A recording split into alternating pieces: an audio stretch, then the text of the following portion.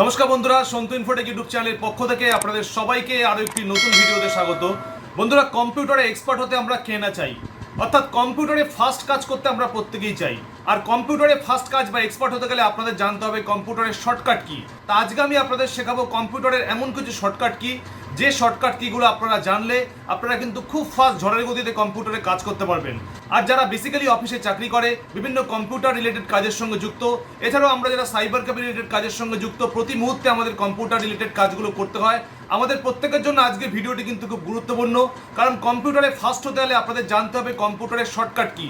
আর বন্ধুরা, ভিডিওতে যাওয়ার আগে অবশ্যই ভিডিওটিতে একটি লাইক দিয়ে দেবেন, আর চ্যানেলে নতুন হলে অবশ্যই চ্যানেলটিকে সাবস্ক্রাইব করে নেবেন।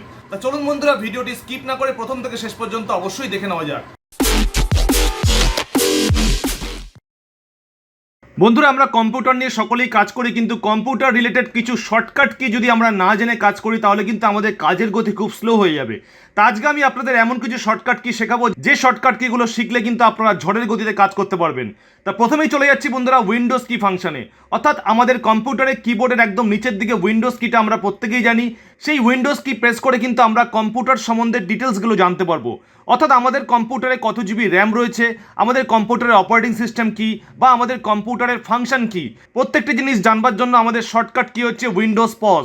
যখনই উইন্ডোজ পজ প্রেস করবেন আপনাদের সামনে কিন্তু কম্পিউটারের টোটাল ডিটেলসগুলো চলে আসবে, অর্থাৎ আপনাদের কম্পিউটারে কত জিবি র্যাম রয়েছে, আপনাদের অপারেটিং সিস্টেম কি, আপনাদের কত জিবি হার্ড ডিস্ক রয়েছে, টোটাল জিনিসগুলো কিন্তু উইন্ডোজ পজ প্রেস করলেই পেয়ে যাবেন। যখনই আমরা উইন্ডোজ পজ প্রেস করলাম আমাদের সামনে কিন্তু কম্পিউটারের টোটাল বেসিক ডিটেলসগুলো কিন্তু চলে আসলো। এবার যদি আমরা এটাকে মিনিমাইজ করতে চাই আমাদের কিবোর্ড থেকে প্রেস করতে হবে উইন্ডোজ এম। যখনই আমরা উইন্ডোজ এম প্রেস করলাম আমাদের কিন্তু মিনিমাইজ হয়ে গেল। আবার যদি আমরা এটাকে আনতে চাই তাহলে কিবোর্ড থেকে প্রেস করতে হবে শিফট উইন্ডোজ এম। দেখুন বন্ধুরা, শিফট উইন্ডোজ এম প্রেস করার সঙ্গে সঙ্গে কিন্তু আমাদের সামনে আবার এটা চলে আসছে। বন্ধুরা, আমরা পরবর্তী নেক্সট শর্টকাটে চলে যাচ্ছি। অনেক সময় আমাদের এরকম হতে পারে আমাদের কম্পিউটারে কতগুলো ড্রাইভ রয়েছে, সেই ড্রাইভগুলো অর্থাৎ উইন্ডোজ এক্সপ্লোরারের মাধ্যমে আমরা কতগুলো ড্রাইভ রয়েছে সেই ড্রাইভগুলো সম্বন্ধে অ্যাক্সেস করতে চাইছি। তা সেই ড্রাইভ শর্টকাটে খোলার জন্য আমাদের প্রেস করতে হবে উইন্ডোজ ই। তা উইন্ডোজ ই যখনই আমরা প্রেস করলাম তখনই কিন্তু আমাদের সামনে টোটাল ড্রাইভগুলো চলে আসলো এবং বাদিকে টোটাল এক্সপ্লোরারটা চলে আসলো। তা উইন্ডোজ ই শর্টকাট প্রেস করে কিন্তু আপনারা কম্পিউটারে টোটাল ড্রাইভগুলো দেখতে পারবেন। তা আমরা এখান থেকে কিন্তু খুব সহজেই কম্পিউটার রিলেটেড যে কোনো ড্রাইভ কিন্তু এখান থেকে সার্চিং করে দেখতে পারবো। অর্থাৎ আমাদের সি ড্রাইভ, আমাদের ডি ড্রাইভ, আমাদের এফ ড্রাইভ, আমাদের জি ড্রাইভ, যে কোনো ড্রাইভ কিন্তু আমরা এখান থেকে খুলে দেখতে পাবো এবং খুব সহজেই আমরা উইন্ডোজ ই প্রেস করে কিন্তু আমরা যে কোনো ড্রাইভে ঢুকে যেতে পারছি।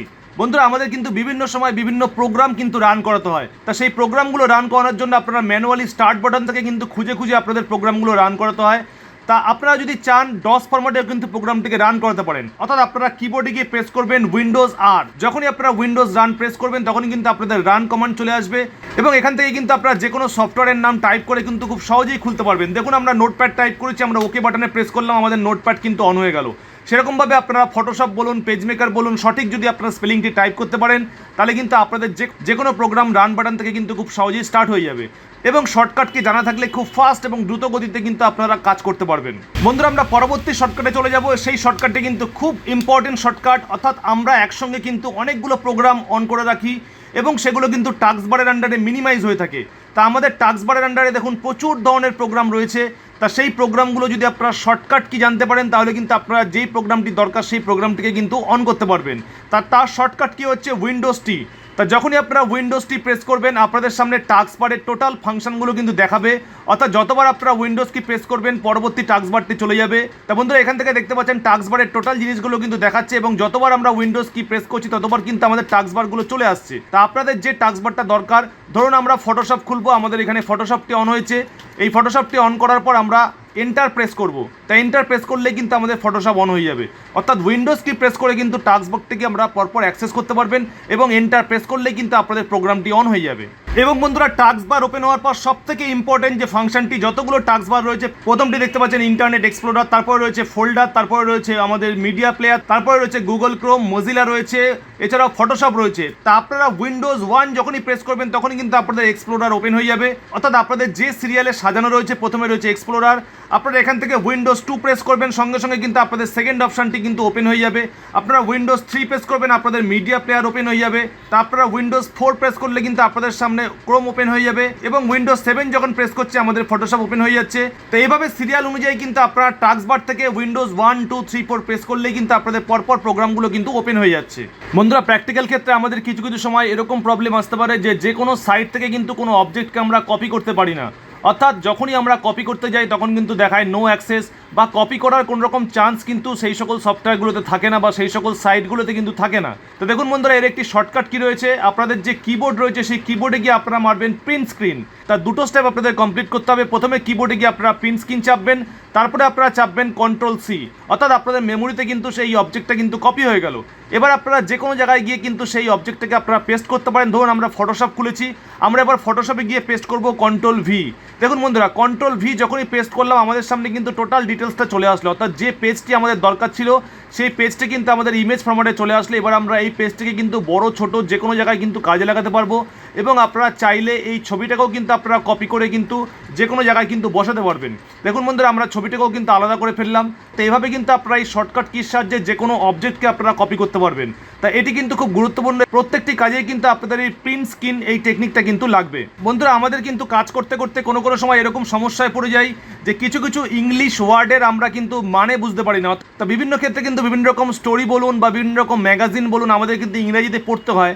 তা সেই সকল ক্ষেত্রে যদি আমরা সেই ইংরেজি ওয়ার্ডগুলোর বাংলা মিনিং চাই, সেই বাংলা মিনিংগুলো জানবার কিন্তু একটি ইজিয়েস্ট ওয়ে আছে। অর্থাৎ ধরুন আমরা এই ইংলিশ লেখাটিকে আমরা বাংলায় চাইছি বা বাংলায় জানতে চাইছি যে ইংলিশটার মানে কি, তা আমরা জাস্ট এটাকে Ctrl+C দিয়ে কিবোর্ড থেকে কপি করব। তো কপি করার পর আমরা গুগলে গিয়ে টাইপ করব ইংলিশ টু বেঙ্গলি। যখনই আমরা ইংলিশ টু বেঙ্গলি টাইপ করবো আমাদের সামনে কিন্তু প্রথম যে অপশানটি আসবে দেখুন বন্ধুরা, প্রথমেই চলে এসছে এন্টার ইংলিশ ট্রান্সলেশন। তা এখানে ইংলিশ রয়েছে, এখানে বাংলা রয়েছে। তা আমরা জাস্ট এখানে গিয়ে Ctrl+V করে দেবো। তা Ctrl+V যখনই আমরা এখানে পেস্ট করে দেবো আমাদের রাইট সাইডে কিন্তু টোটাল মিনিংটা কিন্তু বাংলায় চলে আসবে।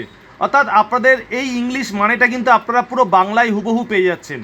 অর্থাৎ যে কোনো রকম গল্প বলুন, যে কোনো রকমের টাফ ইংলিশ ল্যাঙ্গুয়েজ বলুন, আপনারা কিন্তু সহজেই কিন্তু বাংলায় এটিকে ট্রান্সলেশন করে নিতে পারবেন এই সফটওয়্যারের সাহায্যে বা এই শর্টকাট কিয়ের সাহায্যে।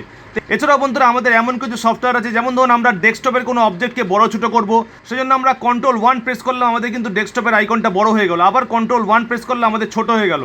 আবার ধরুন আমরা Ctrl+2 প্রেস করলাম, তখন কিন্তু আমাদের ডেস্কটপের মধ্যে যে কোনো অবজেক্টকে আমরা এখান থেকে বড় ছোটো করতে পারবো, যে কোনো অবজেক্টকে আমরা অ্যারো চিহ্ন দিয়ে সিলেক্ট করতে পারবো, যে কোনো রকম কাজ কিন্তু আমরা করতে পারবো। তাই জন্য আমাদের প্রেস করতে হবে Ctrl+2। তো এই সকল কাজগুলো করার জন্য অবশ্যই কিন্তু আমাদের আলাদা একটি সফটওয়্যার ইনস্টল করতে হবে। এছাড়াও Ctrl+3 প্রেস করলে কিন্তু আমাদের টাইমার দেবে, তাহলে কিন্তু আমরা Ctrl+3 প্রেস করে আমাদের কিন্তু টাইমিংটাকে স্টার্ট করতে পারবো। এছাড়াও বন্ধুরা ধরুন আমরা ডেস্কটপের মধ্যে কিছু টাইপ করব, আমরা কিন্তু ডাইরেক্ট ডেস্কটপের মধ্যেই কিন্তু টাইপ করছি দেখুন বন্ধুরা।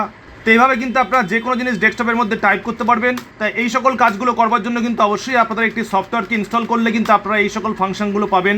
এছাড়াও আমরা যদি কালারটিকে চেঞ্জ করতে চাই, সেই কালার চেঞ্জ করেও কিন্তু কাজগুলো আমরা করতে পারবো। অর্থাৎ একই ডেস্কটপের মধ্যে কিন্তু আমরা বিভিন্ন কালার দিয়ে লিখতে পারবো। বন্ধুরা আজকের এই ভিডিওটি আপনাদের কেমন লাগলো অবশ্যই কমেন্ট করতে ভুলবেন না, কারণ সাইবার ক্রাইম রিলেটেড প্রতি মুহূর্তে টিপস অ্যান্ড ট্রিক্স এবং অনলাইন কাজের নিত্য নতুন ভিডিও কিন্তু আমার চ্যানেলে প্রতিনিয়ত আমি নিয়ে আসবো। তাই আজকের মতো বন্ধুরা এ পর্যন্তই, ভালো থাকবেন, আবার ফিরে আসবো নেক্সট ভিডিওতে।